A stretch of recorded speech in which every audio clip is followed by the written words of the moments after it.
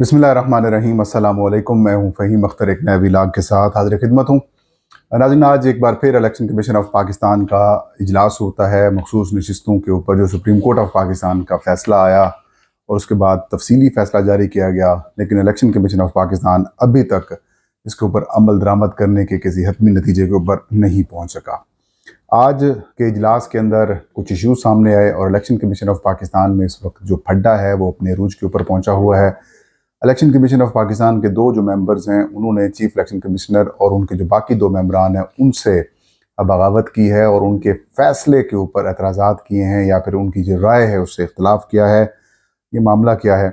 Article 6 की जो कार्रवाई तहरीक इंसाफ की जानिब से लाई जा रही है वो मामला है, या फिर ज़मीर जागना शुरू हो चुका है? इस अहम मामले के ऊपर आज गुफ्तगू करेंगे और इसके साथ तहरीक इंसाफ ने बिलखसूस इमरान खान ने इस्टेब्लिशमेंट के साथ किसी किस्म की बातचीत या फिर राब्ते ना करने का हुक्म दे दिया है।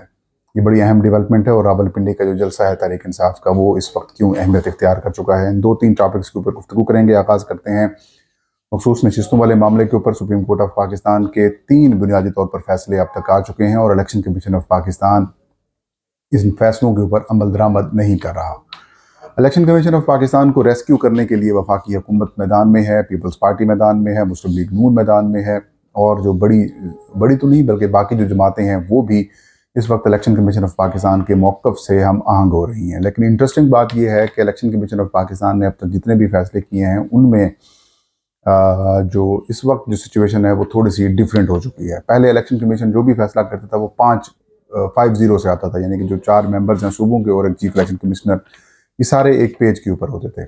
लेकिन अब हालात ख़राब हो चुके हैं। अब इलेक्शन कमीशन ऑफ पाकिस्तान के अंदर थोड़ी सी मुतज़ाद राय आना शुरू हो चुकी है। आज भी जो 7वां इजलास हुआ, जिसकी सदारत chief election commissioner Sikandar Sultan Raja ने की और इलेक्शन कमीशन की जो लीगल टीम है उसने भी आज के इजलास के अंदर ब्रीफिंग दी, ताहम किसी हतमी नतीजे के ऊपर इलेक्शन कमीशन नहीं पहुँच सका। और ज़राए से जो मालूमात सामने आई हैं उनके मुताबिक इलेक्शन कमीशन ऑफ पाकिस्तान के जो 2 मेंबर्स हैं वो इलेक्शन कमीशन के को ये राय दे रहे हैं कि सुप्रीम कोर्ट ऑफ पाकिस्तान के फैसले की जब तहरीरी और तफसीली फैसला आ चुका है, अब उसके ऊपर अमल दरामद ना करने की कोई वजह नहीं रह गई।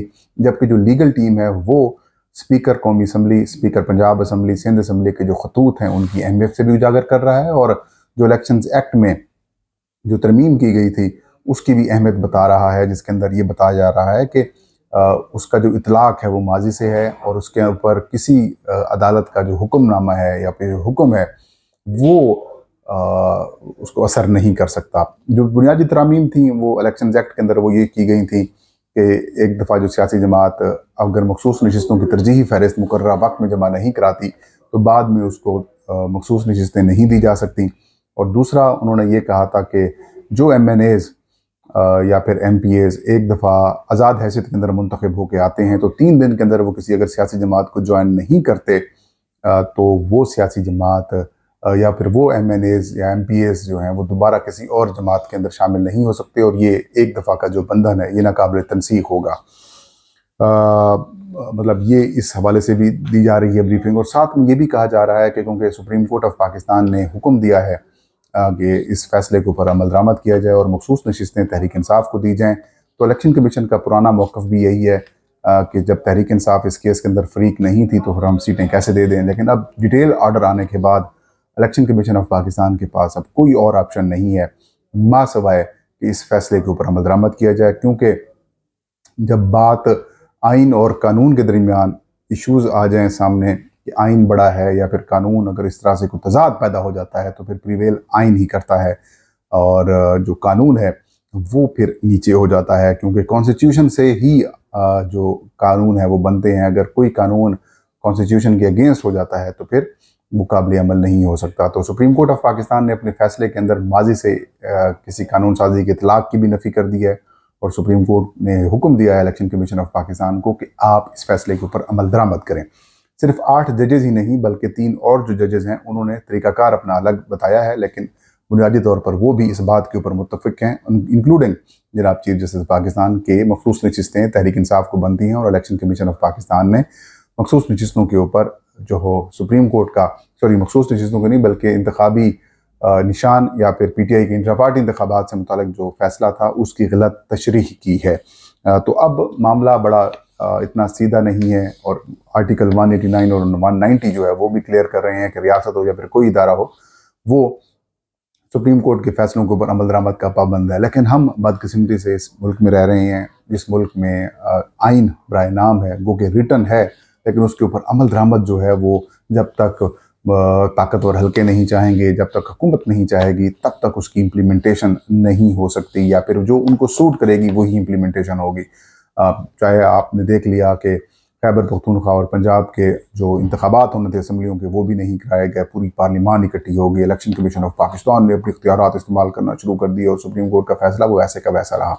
लेकिन वो जो फैसला है नाज़रीन, उसके ऊपर जो अमल दरामद नहीं किया गया, ये chief election commissioner Sikandar Sultan Raja और जो मौजूदा इलेक्शन कमीशन के मेंबरान हैं, इनके ऊपर हमेशा हमेशा के लिए जो आइन की खिलाफ वर्जी और सुप्रीम कोर्ट के अहकामात ना मानना है, इनके गले की हड्डी बना रहेगा और ये केस, ये तलवार इनके ऊपर हमेशा हमेशा लटकती रहेगी।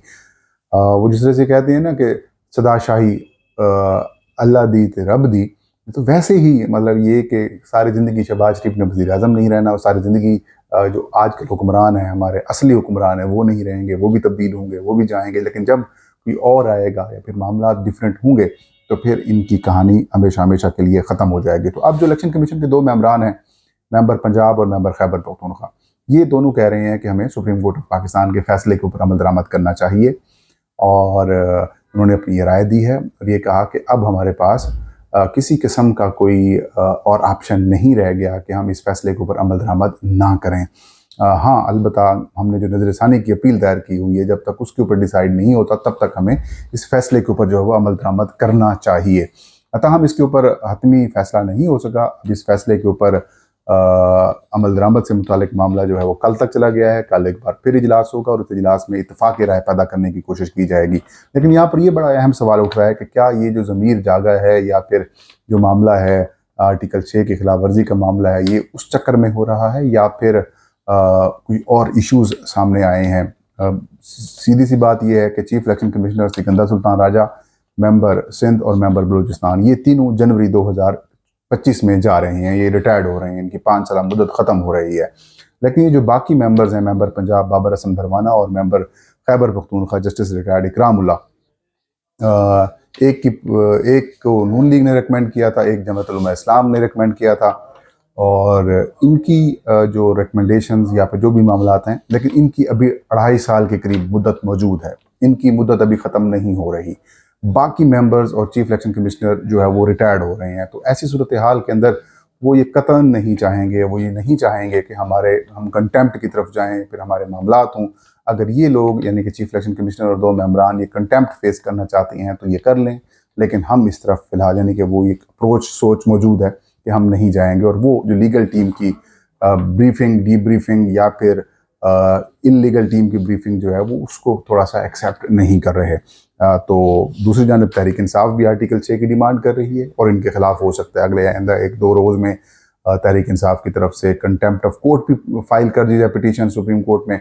इलेक्शन कमीशन जो है वो ना तो 12 जुलाई का फैसला अमल दरामद उसके ऊपर कर रहा है, ना 14 सितंबर के जो इन चैम्बर ऑर्डर है उसके ऊपर अमल दरामद कर रहा है, और ना ही अब जो कि पीर को तफसीली तहरीरी फैसला जारी किया गया है उसके ऊपर अमल दरामद कर रहा है। तो ऐसी सूरत हाल में इलेक्शन कमीशन फंसता जा रहा है, इलेक्शन कमीशन को रास्ता नहीं मिल रहा कि क्या करे।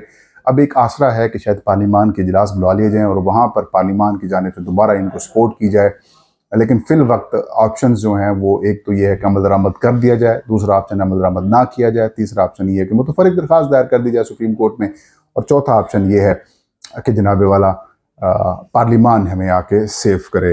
दूसरी बड़ी खबर, इंटरेस्टिंग स्टोरी, आज बानी पीटीआई इमरान खान से बल्कि गुज़श्ता रोज़ मुलाकात हुई थी उनकी अली अमीन खान गंडापुर से, वज़ीर आला खैबर पख्तूनख्वा।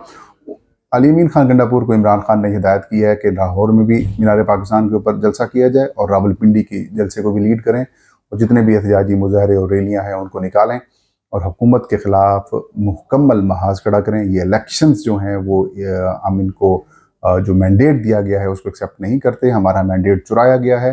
और उन्होंने काजी फायज़ साहब जो कि चीफ जस्टिस ऑफ पाकिस्तान है उनके ऊपर भी खदशात का इज़हार किया और ये कहा कि ये भी लंदन प्लान का हिस्सा है। और ये इंटरेस्टिंग हुक्म दिया इमरान खान ने अली अमीन गंडापुर को कि किसी किस्म की कोई जो बातचीत है एस्टेब्लिशमेंट के साथ वो ख़त्म कर दी जाए। कोई बातचीत नहीं होनी चाहिए, तमाम तर जो राब्ते हैं वो मुनक़ता कर दिए जाएँ। अब कोई बातचीत नहीं होगी, अब अवामी दबाव होगा और सारे मामलात इस तरीके से कराए जाएंगे। तो हालात बड़े ख़राब हैं और ऐसे में रावलपिंडी में जो कि हफ्ते को ऐलान किया है तहरीक इंसाफ ने कि रावलपिंडी में जलसा किया जाएगा, जो कि इनका जलसा इस्लामाबाद से संगजानी के मकाम से शुरू हुआ, फिर कोना मवेशी मंडी लाहौर और फिर अब रावलपिंडी की तरफ रुख हो चुका है तहरीक इंसाफ का। इस वक्त ये जलसा अहमियत इख्तियार कर गया है। उसकी वजह ये कि पाकिस्तान के तमाम तर फैसला साज इदारे जो हैं वो भी रावलपिंडी में हैं, आप समझ गए होंगे। फिर इमरान खान साहब को खुद अडियाला जेल के अंदर रखा गया है, वो रावलपिंडी में है और साथ में लिंक है इस्लामाबाद। तो अगर कुछ इश्यूज़ पैदा हो जाते हैं, वर्कर्स ज़्यादा हो जाते हैं और लीडरशिप आगे निकलने आगे आने की हिदायत कर देती है, तो फिर हालात पतले हो जाएंगे, हालात ख़राब हो जाएंगे। और यही वजह है कि इस्लामाबाद रावलपिंडी का जो जलसा है उसकी अहमियत वैल्यू अब बढ़ती जा रही है। ये था आज का वीला। फ़हीम अख्तर को इजाज़त दीजिए। अल्लाह हाफ़िज़।